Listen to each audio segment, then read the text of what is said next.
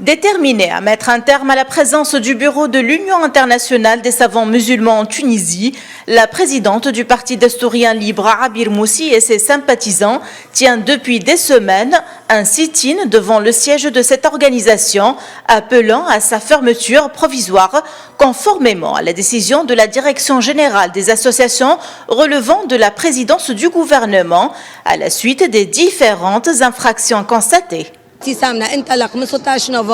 Nous avons commencé le sit-in depuis le 16 novembre 2020. Nos revendications sont claires. Cette association représente une grande menace pour la sécurité nationale, le système éducatif, le modèle tunisien et les droits des femmes.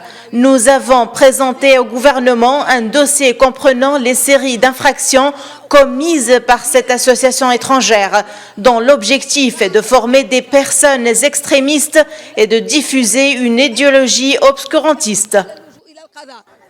Les altercations entre le parti de gauche de Abir Moussi et l'Union des savants musulmans à Tunis ont pris ces dernières heures une nouvelle tournure. Et la soirée du 9 mars a été chaude. Des députés du parti de l'extrême droite El Karama rejoignent les membres de l'Union des savants musulmans pour les soutenir contre le parti destourien. Il s'agit d'un sit-in illégal et la justice l'a confirmé.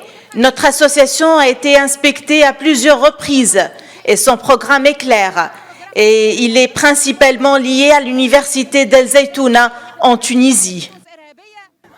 Un échange de violences verbales et physiques a été constaté par les unités sécuritaires qui sont intervenues pour séparer les deux groupes. Par ailleurs, le chef du gouvernement s'est exprimé au sujet du sit-in. Il a souligné que seul le parquet était apte à démêler cette affaire.